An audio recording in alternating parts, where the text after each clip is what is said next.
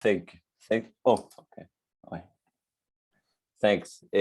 So thank you for the invitation. I actually, it's kind of cool because I never get a GPRT talk in once there, because of course you prioritize inviting, you know, people from somewhere else. But it's a pleasure. It's really a pleasure. So I sort of designed the talk to be very general and with a sort of with the focus on questions more than in answers. And yeah, then I would be very happy if the question is sort of well posted somehow. And yeah, but so okay, let me tell you about this irrationality of moduli spaces. Oh wait, okay. So yeah, it's divided in three, as you see, right? Some examples and a little bit of history. Then what is the question, and then some contributions, and then some hints on the technical inputs in the proofs. Okay, so we start from level, you know, -10. So a Riemann surface, yeah, that's a Riemann surface. So a Riemann surface is a one-dimensional compact complex manifold, right? And they are classified by the genus, right? So yeah, so here you have the Riemann sphere, right? It's genus 0 and genus 1, genus 2. Yeah. And this is Riemann. Okay, and this is the Riemannstrasse in Berlin, and then the Riemannstrasse in Leipzig. And yeah. So okay, so the history part is essentially this very famous. So in 1857, Riemann publishes a paper in Crelle that has this. So the name of the paper is this Theorie der Abelschen Funktionen, and it has at the end, towards the end, this very, very famous paragraph, yeah, which is kind of remarkable because in this paragraph there are three sort of contributions, major contributions to the history of modern mathematics, which is sort of the concept. So he conceives a space, right, that parameterizes all Riemann surfaces of given genus. For Riemann, the genus is P, and also gives a plausibility argument for the count of the dimension, what the dimension of such space should be, which he said it should be 3G minus 3. Yeah? And then gives a name. So the modulum diese Klasse genannt werden sollen. This moduli is it should be sort of the class of the equations that the number of parameters in which you can move, right, to work out this space somehow. And it's kind of cool because this is 1857, this appears, and then actually it took more than 100 years to define this space properly, right? In the 1950s, mainly due to Teichmüller theory, it was defined as a complex manifold. So that's fantastic. And then 10, 15 years after that, due to Deligne and Mumford, they actually showed that this space is an algebraic space. Yeah, it's defined locally by algebraic equations, by polynomial equations. But yeah, but somehow the space was there from Riemann, and actually the this is cool. And I mean, there are a bunch of sort of historical notes here to make, but the computation of the dimension was actually controversial. Actually, in the early 1900s, there was a paper published in I don't remember. From a famous mathematician saying that the dimension should be actually 3G minus 2 or something. And then, of course, it was the work of Weierstrass showing that in low genus, genus 2, actually, yeah, he actually computes the right dimension. And then, yeah, someone else has to come up with the right proof, actually giving reason to Riemann after all. So the dimension is 3G minus 3. So, so yeah, so this is MG. Yeah, it's called MG. moduli space of Riemann surface of genus G. And every point in it is right. So it has sort of you open it up and it's like a little box with isomorphism classes of Riemann surfaces of genus G, right? Another way of so the Teichmüller approach to this, the way to think about this is, so topologically these are all the same, right? Because the only invariant is the genus. So this space also parameterizes, if you fix a topological Riemann surface, you forget about the complex structure. This is the space of all possible complex structures that you can endow this topological space with. And that's the Teichmüller point of view. Okay, so yeah, MG. Okay, so let's start with some sort of examples, yeah, and build my way up to the question. Genus 2, yeah. So every, or let's say, no, yeah, actually, yeah, okay, every genus 2 curve can be realized as the closure of a polynomial, right, in C2 of this shape, where this is a degree 6 polynomial in one variable. Okay. This is some sort of like the first type of exercise that you encounter when you do a graduate class in algebraic geometry, right? Like the way, how do you show this is to look at the tangent bundle, right, of the curve, and then you look at the dual, which is a line bundle that has a degree 2.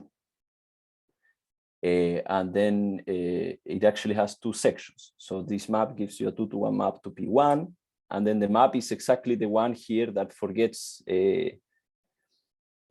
so remembers X only, yeah. So it comes from closing the projection here, the natural projection to the factor. Anyhow, yeah. Go ahead, really please. Good question. What you've written down is closed in affine space. Right? Yeah. So that's why I'm saying it's the closure. Yeah. In P2, right? Yeah, exactly. Okay. Yeah, in P2. I mean, there is so this thing is just missing points. Yeah. So there is only one way to close it anyhow, but abstractly, right? But in P2 is one way to. Okay. So and what determines a polynomial of degree 6, right, in the complex world is the 6 roots, right? So this is another way of writing it, right? Meaning what? Meaning that if I prescribe 1, set 1, set 2, all the way up to set 6 complex numbers. So if I give you 6 complex numbers, you can give me a genus 2 Riemann surface, right? And also every genus 2 Riemann surface can be obtained in that way. Yeah? So in other words, so this is what is called, right, in the language of birational geometry, a unirational parametrization of this moduli space, right? This means, so okay, this is the space of these 6 roots, right?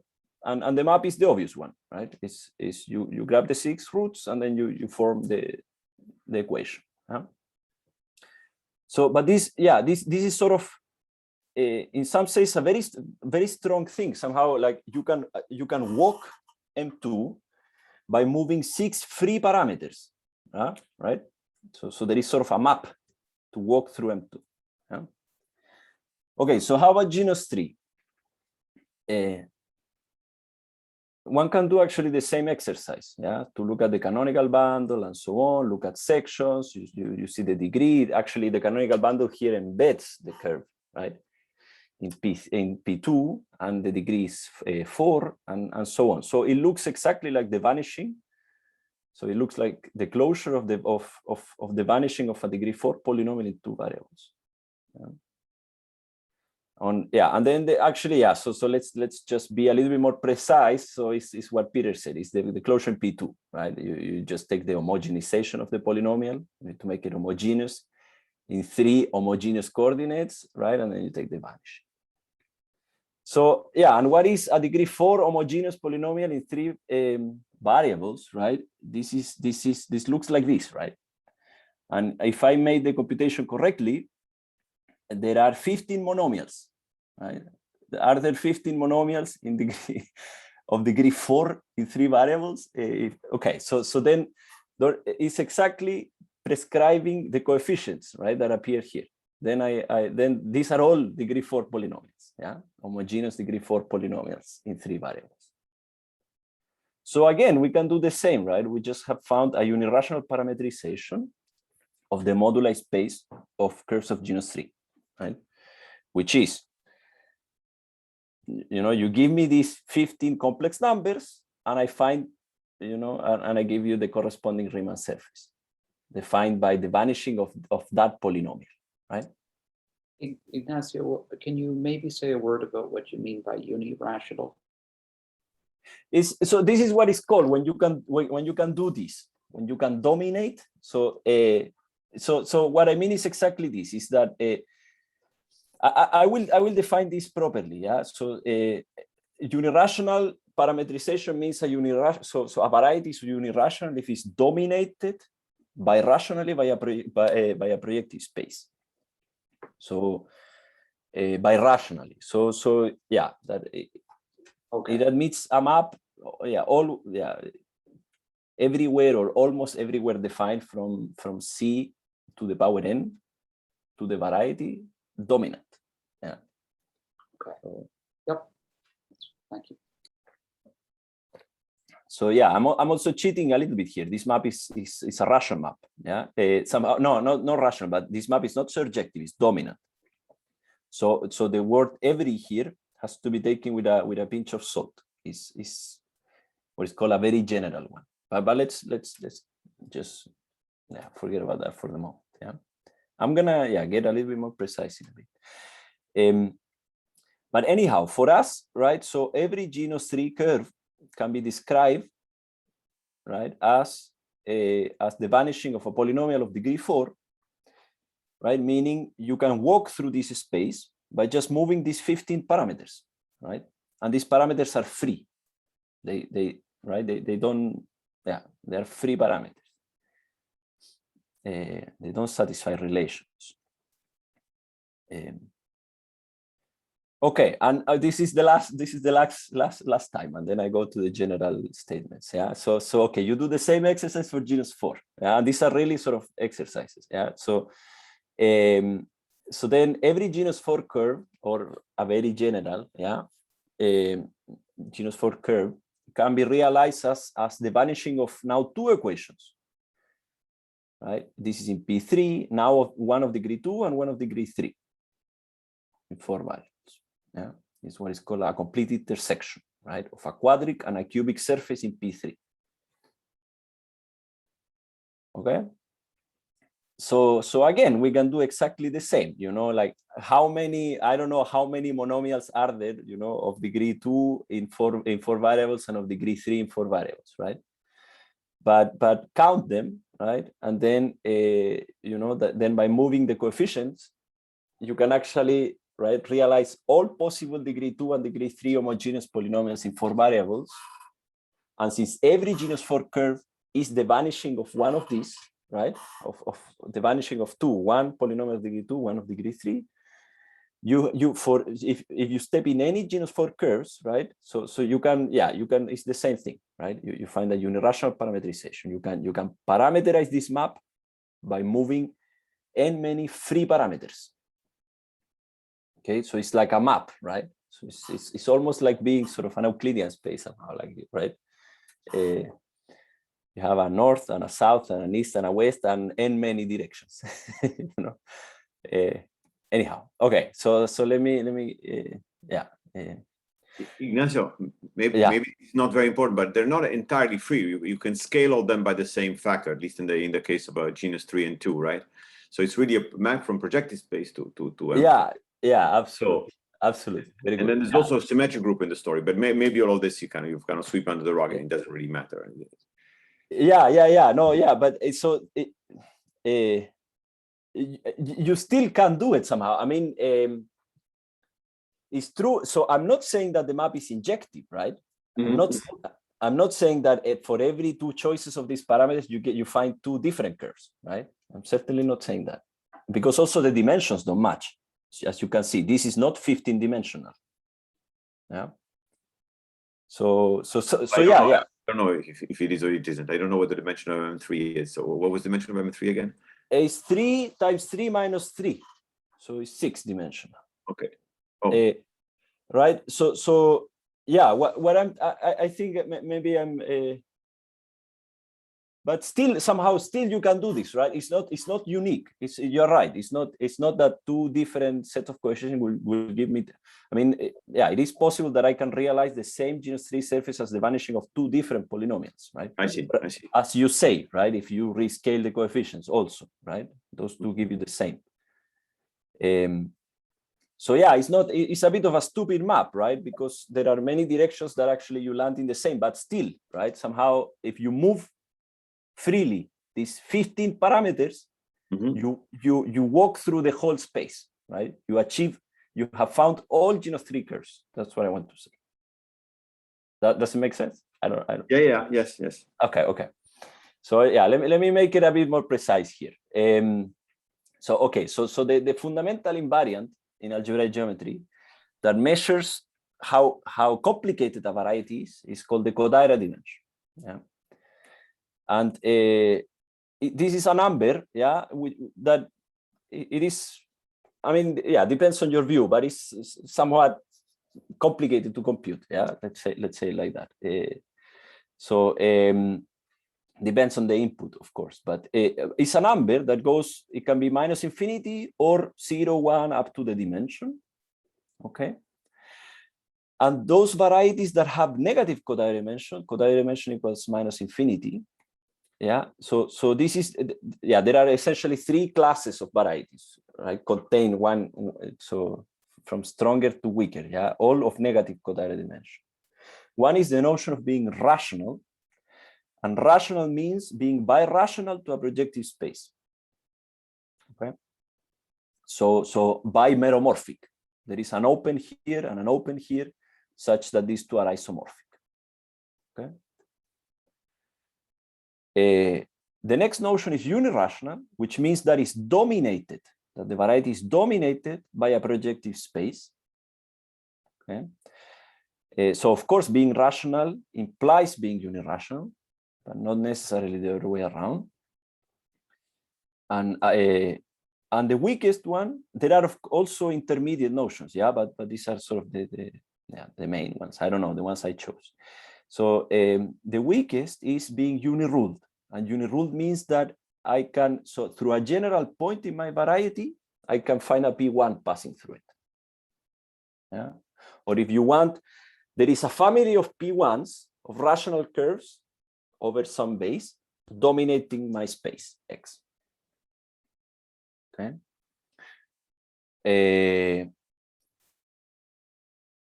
Yeah. So yeah, and the implications go in this way, right? And actually, so the implications on the other way, finding examples, is this a famous problem in algebraic geometry called the Luroth problem. And yeah, I mean, there are intermediate notions here, but anyhow, okay. There's a lot of rich literature there. And when the variety has maximal Kodaira dimension, we say that it's of general type. Yeah, but in particular, so this is the variety, the most complicated class of varieties there are, those of general type. They cannot be unirational. They cannot be rational. They actually cannot be even uniruled. So through a general point, you cannot find a P1 passing through it. Okay.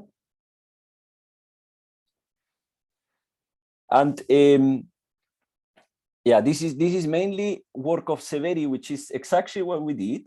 This game that we play at the beginning, Genus 2, Genus 3, Genus 4, becomes very fast, very complicated. Yeah, very fast. Somehow, if you already go, so then you run out of this thing, right? So the way you do it for Genus 4, right, that is a complete intersection, is again, right? You look at the canonical map, the canonical bundle, right? The cotangent bundle. The cotangent bundle in the curve is ample, and it embeds the curve in P3. Now, how do you know that is contained in a quadric and a cubic, right? So there are these sort of standard exact sequences, right? You need to look at sort of ideals of anyhow, there are these standard exact sequences that tell you that indeed is contained in a quadric and a cubic, and then, but you go, like, okay, you can do this genus 5, genus 6, but already in genus 8 and so on, it becomes massively more complicated. And passing Severi's range is, I mean, okay, so let me say this. All right, so Severi, right, did this game up to genus 10. All right. So show that MG is unirational for genus up to 10. And it's kind of remarkable because I just chose one of many results that show something about MG without MG being defined yet, assuming its existence. Yeah. So there are still 50 years to pass here for us to have MG defined, as an algebraic variety. Anyhow, but still, right? All this, so the argument holds. It's just assume the existence. And then, yeah, so this is a photo of Severi. And this is a quote of Mumford, 15 years after, saying whether more MGs for genus greater or equal than 11 are unirational or not is a very interesting problem, but one which looks very hard too, especially if G is quite large. So this became this Severi result became known in the area as the Severi conjecture, which, even though Severi never conjectured it, that is that MG is unirational always. We can always do the game we play at the beginning. Can always find a unirational parametrization. Yeah? And you guys know when Mumford got the Fields medal? Which date exactly? Maybe, yeah, I don't know exactly when. Yeah, I wanted to place this quote. I don't know if it's published or anyhow. This is a Google thing. Okay, so here is Mumford.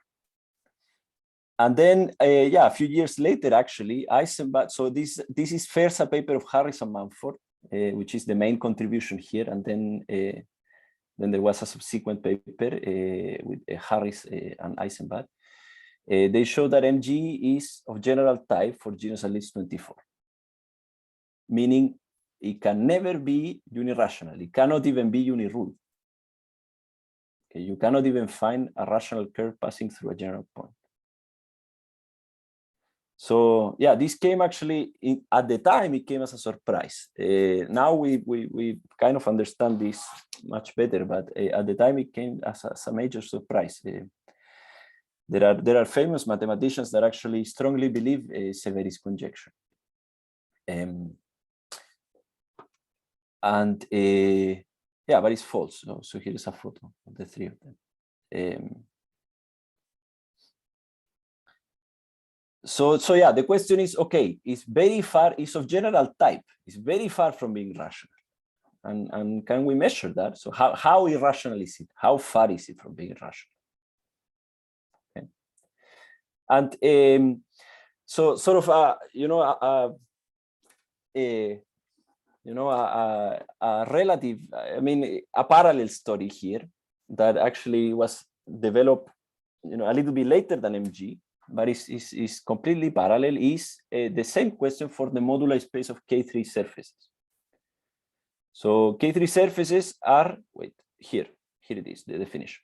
So it's a compact complex manifold of dimension 2 with trivial canonical class and simply connected. Okay. And yeah, and actually, I mean, it's a, I don't know, like a well-known fact that these objects, not all of them are algebraic. Not all of them admit an embedding into a projective space and realizing it as vanishing of equations. But actually, yeah, so then one considers the space of algebraic K3 surfaces. So this means a K3 surface together with an ample line bundle whose square is 2G minus 2. We call this FG. So yeah, if if you take this general somehow, like S is a surface in P to the power G of degree this. Okay. And then it's isomorphism class of them. So the same game that we play with curves, right? But much later, you can see here, this is a name of someone that is still alive, right? It can be played for FG. So Genus 2, can I find a irrational parametrization? Yes or no? Genus 3, can I do it? Genus 4, and so on. And then this is a very long and celebrated series of papers. These are like 6 papers or something like that in this period, right? So by the way, Eisenbud, Harris, and Mumford are also still alive, right? Yeah, no, but not the unirational part of it. That's the unirational contribution for MG. Yes, Severi, is 1915. Yes. Severi, right? Okay. Yeah. So this is the analog of Severi's result for K3s. Yes, sorry. And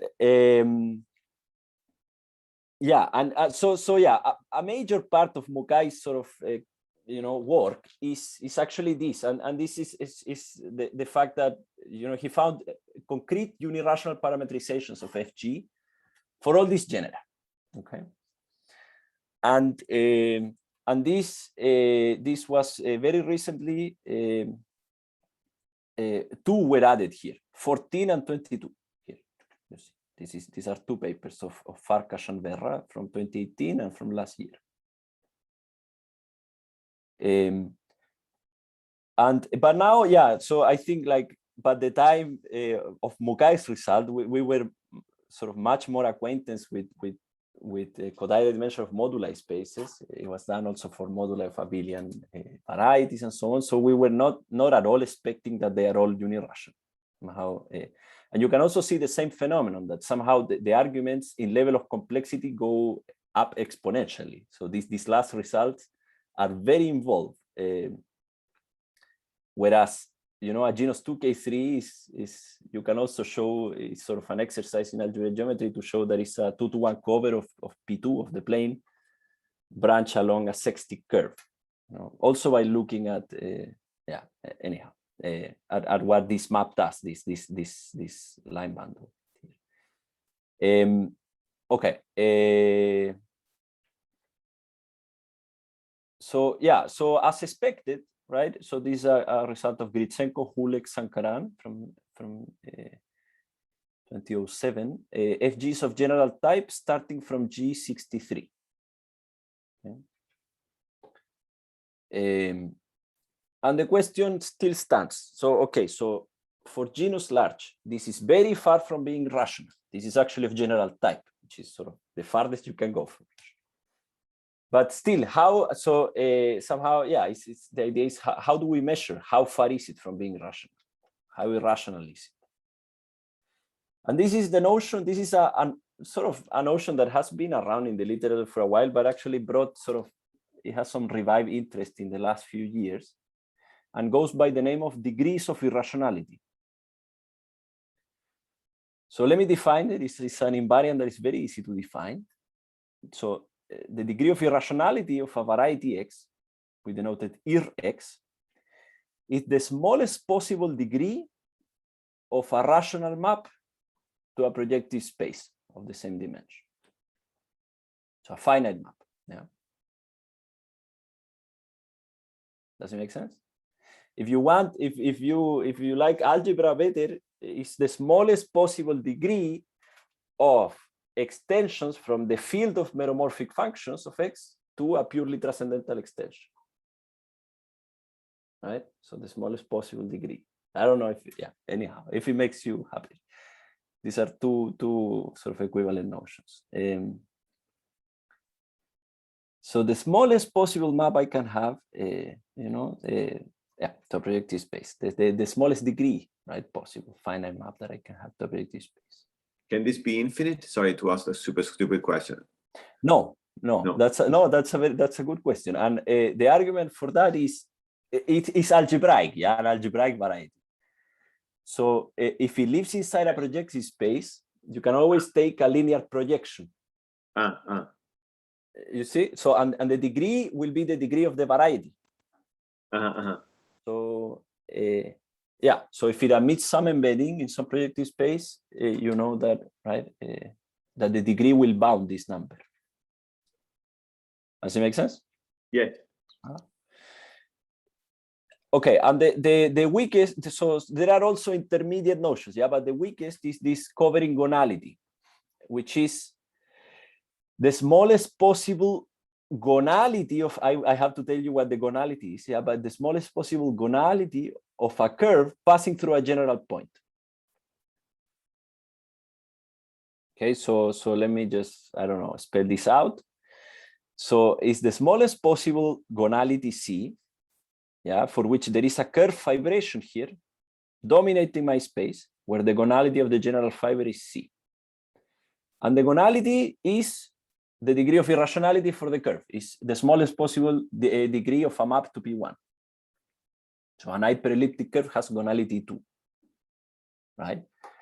A rational curve has gonality 1. So yeah, so right, the covering gonality would be 2 if this thing, if the variety can be covered by hyperelliptic curves, for instance, right? The covering gonality would be 1 if the curve can be, if the variety can be covered by rational curves. And so, and right, if it's higher, one would expect the variety is more and more complicated. Right, so okay, so the degree of irrationality is 1 if and only if the variety is rational, right? It emits a degree 1 rational map to a projective space. And then the covering gonality is 1 if and only if the variety is uniruled. There is a family of rational curves, right, dominating my variety. So the smallest possible for these numbers already capture these two sort of fundamental notions, right? And then, yeah, they are related as follows, right? So the degree of irrationality is always bigger than the covering gonality, right? And the argument, how am I doing on time? I have like 20 more minutes, something like that. About, yeah. Actually about 27, something like that. Okay, okay. It won't be that long. So, all right. So say, how do you show this, right? So the covering gonality is the smallest possible gonality, right? So if I find a family of curves of gonality, something dominating my variety, then the covering gonality will be less than that number, right? So the way you show this is, okay, say this is a map that realizes this number, the degree of irrationality, right? So this map has degree, the smallest possible degree that you can have to a projective space. And then you take a P1 here, right? So what lives upstairs is a curve, yeah? A curve of gonality, exactly the degree of irrationality, right? Or less, right? But at least these maps with degree of irrationality to 1 to P1. And certainly this covers X, right? Because I can move my P1 in the projective space downstairs, right? So, yeah. So I have found a family of curves of gonality at most Ir-X dominating my variety. So yeah, so how about we just go crazy here and say, okay, what are these numbers for MG and FG? Yeah, so that's the question, essentially. We know they are not 1. We know that the covering gonalities also are not 1 when G is large, right? So, but what can we say? Can we bound it? Can we bound it from below or from above, right? From below would somehow, yeah, tells you how much its complexity is growing, right? And from above, it will be sort of in the optimist side, right? So, you know, it cannot grow more than something. So, okay, so let me again give you like a little bit of history. So this notion for curves is ancient. Actually, in this paragraph that I show you of Riemann, it shows up, right? The way Riemann computes the dimension of MG is by realizing a general genus G curve as a branch, simply ramified cover of P1, right? And this is the notion of gonality. It's the smallest possible degree on which you can realize a curve as a cover of P1.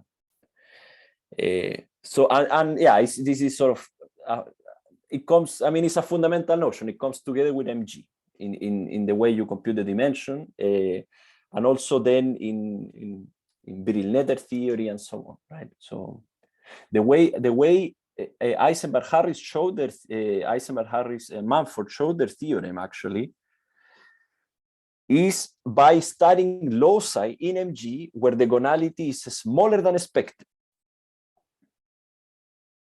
You know what the general curve, the gonality will be, right? But that's the general one, and there will be a divisor having gonality one less than expected, and so on, and this continues like a stratification. And they use this actually. This is a key ingredient. This is you know, it's called Brill-Netter theory and Brill-Netter divisors and so on. Anyhow, okay. So then, yeah, Heinzer and Mo here they sort of introduce it with this name, right? The degree of irrationality for varieties. Then there are various papers of Yoshihara where he computes the degree of irrationality of various classes of surfaces, you know, like an elliptically fiber surface and like this kind of thing, ruled surfaces of certain type, and so on. Del pezzo surfaces also. Yeah.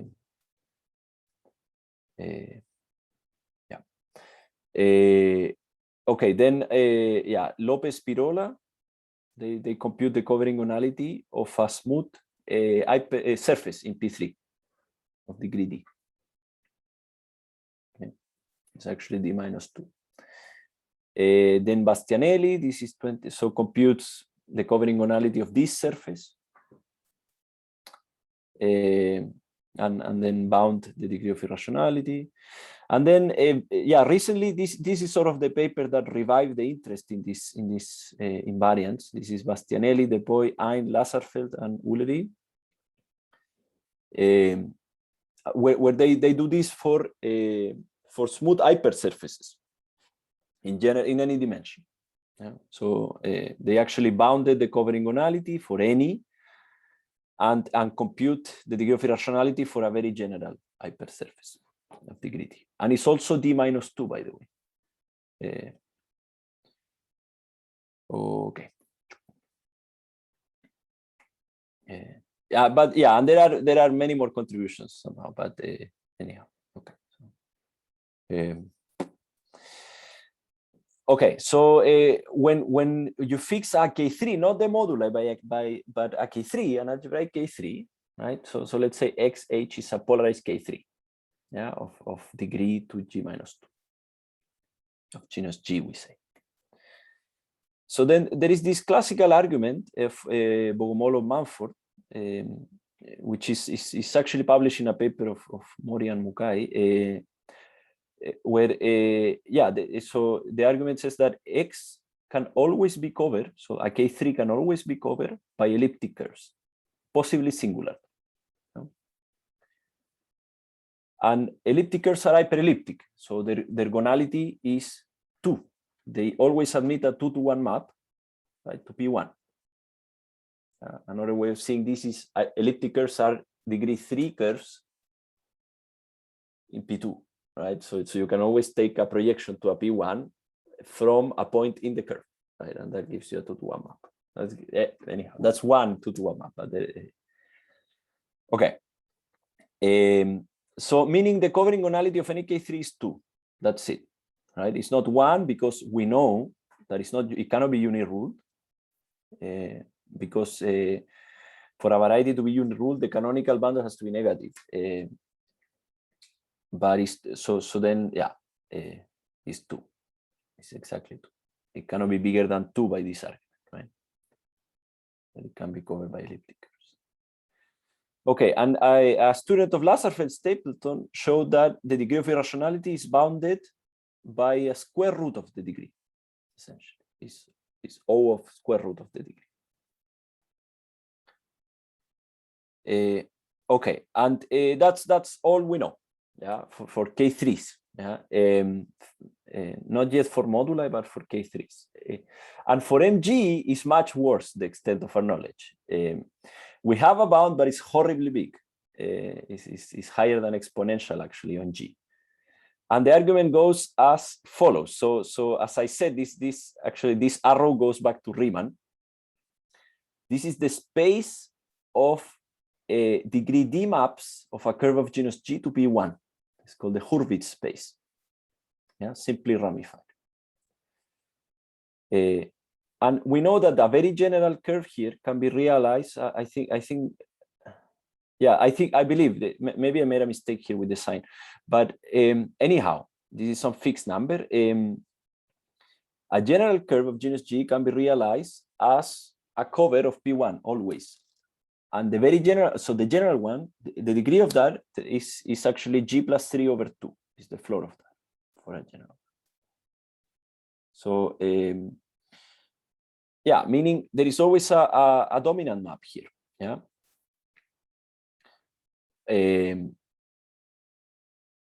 Okay. Of some, right?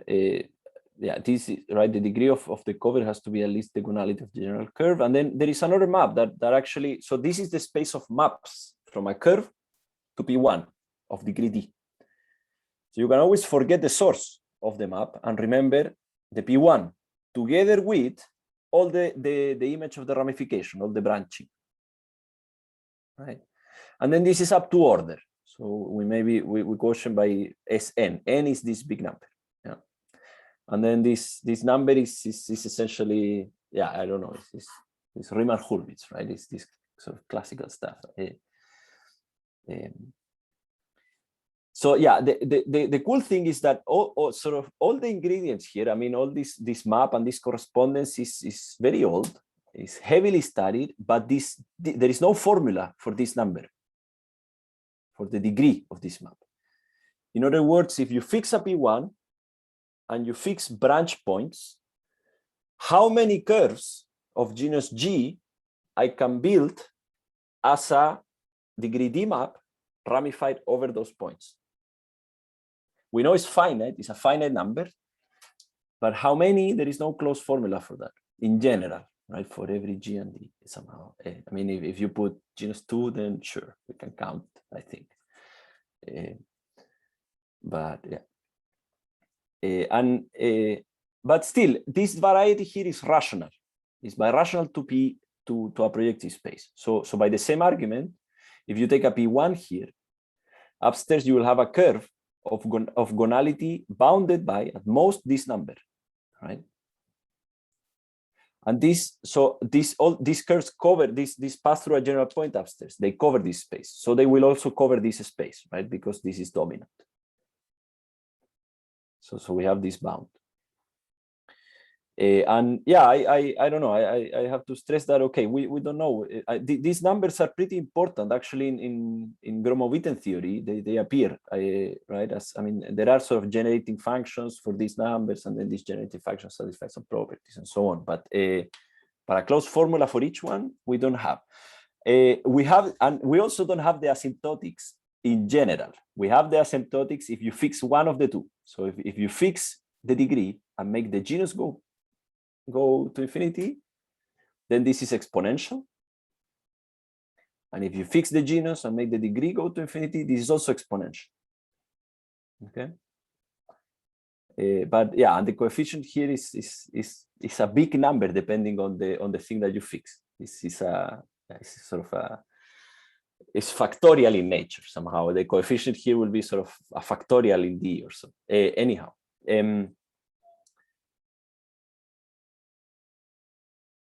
Okay. Yeah, this is also sort of 2017, Dubrovin, Yang, and Zagia. Okay, so the question stands. I mean, okay, we have a bound, but we know that is at least of exponential nature. It grows faster than exponential. The bound that we found for this, right? And yeah, how about FG? And the result I want to sort of to share with you is pointing in the direction that the nature of these two modular spaces, they might be actually quite different somehow. Even though there is a parallel story, there is a polynomial bound for the degree of irrationality of Fg. And this is our result of this year, end of last year, beginning of this year. So with Agostini and so Daniele Agostini and Juan Wenlai, we actually show that this is polynomially bounded by a polynomial of degree 14 plus epsilon for any epsilon. So for any epsilon, you can find a constant such that this holds. Okay. And then, then we have a better bound. You don't, I mean, the numerics here are not important, but essentially, so there is a bound of degree 10 for all G's that satisfy this arithmetic condition, infinitely many of them, or this condition, or this is a square, right? And then you fix n. So somehow actually, this is, I mean, this is a series. So every D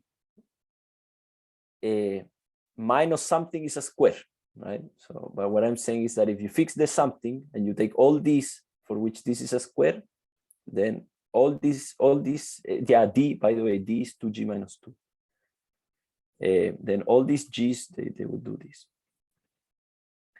So infinitely many, and there is an infinite series of infinitely many that do this better bound. But the universal bound, the important result is this.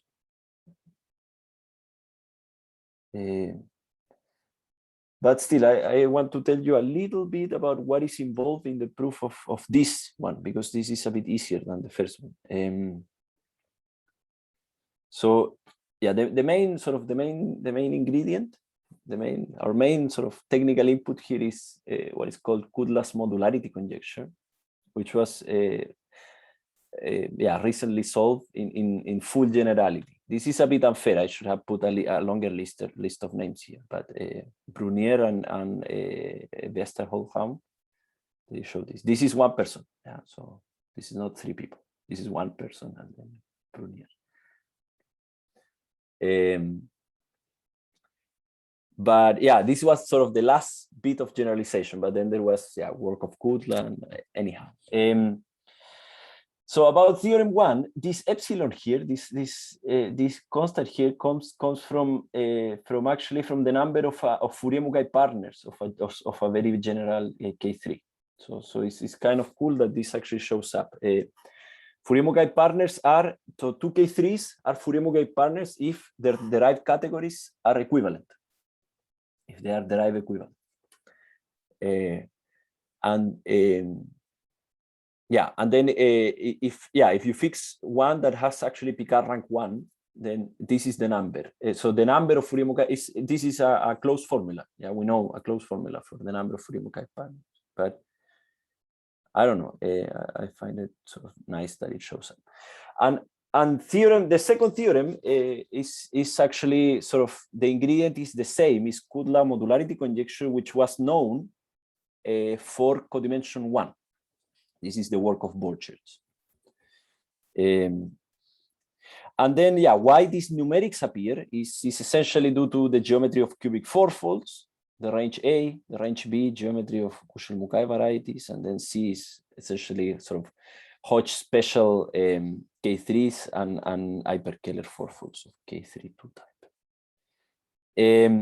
And this universal bound actually works in greater generality, where we are writing that down right now. It should work also for moduli of hyperkählers and polarized abelian surfaces. And this I'm not sure yet. There is something to check, but. And the question I always try to put questions on talks because then people might come back to you, with ideas. Is whether we can find a bound for MG. And this I have nothing here. I have nothing. Somehow I only have the Hurwitz correspondence, which is from 2 centuries ago. So And one can also consider sort of the simpler problem, which I was trying to think a little bit, which is if you fix G and you make the number of markings go up. And this is the modular space of a curve of genus G with n markings. Anyhow. Okay, so I have what, like 10 more minutes, something like that? No. Yes. Okay, okay. I think it's enough. So the main somehow, if you just stare, if you write down in a piece of paper mg and fg, the first difference between these two moduli spaces that shows up to you is the fact that fg, it doesn't matter what g is, the dimension is always 19. Because the way you build this moduli space is rather different than the one of mg, right? Is somehow using Hodge theory. So the space of all K3s is 20-dimensional, right? And then by forcing the polarization, you go one dimension down, right? And then the degree will give you like a different sort of codimension 1 locus. But they are all 19-dimensional. Whereas mg, the dimension grows linearly on g, right? So one thing that one might try is to, take range A, whatever that was, yeah, all these that have some specific numerics. So if we can embed all of them inside the same projective space, right? So if you fix one and it lives inside this projective space, as I told you before, right? So if this projective space is fixed, then the degree of irrationality of this will be at most the degree of the variety inside this projective space, right? Because if you take a general linear projection, you take a P19 inside this big projective space, you project, right, from a PM minus 19 projective space, right, down, you restrict this projection to FG, the degree of the rational map will be exactly the degree of the variety inside PM. Yeah. So yeah, we will try to put them all in the same projective space and then study their degrees, how the degrees grow. Right. So okay. So this is the first observation, right? That the degree of irrationality is always bounded by the degree of the variety. And then here is sort of, yeah, there are many people behind this claim.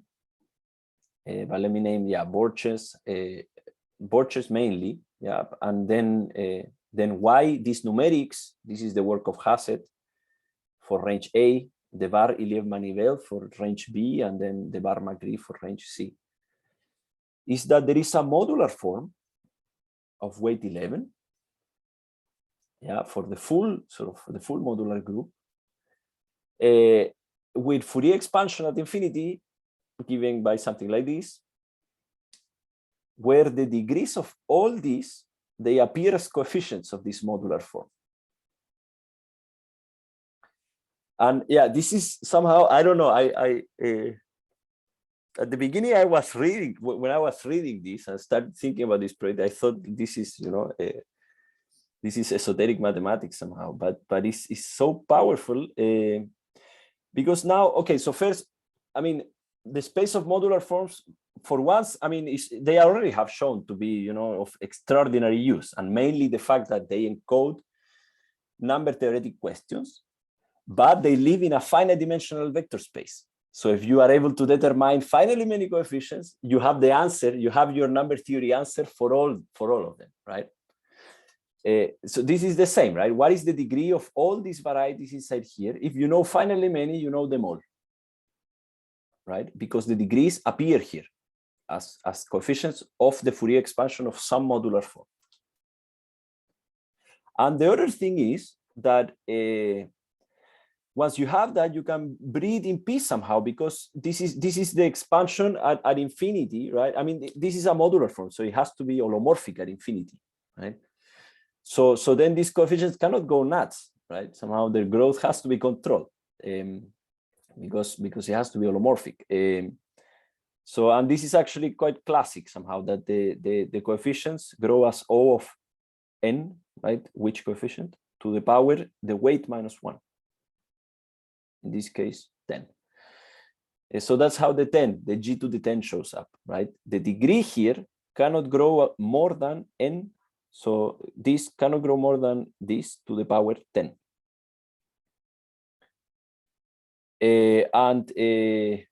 Yeah, maybe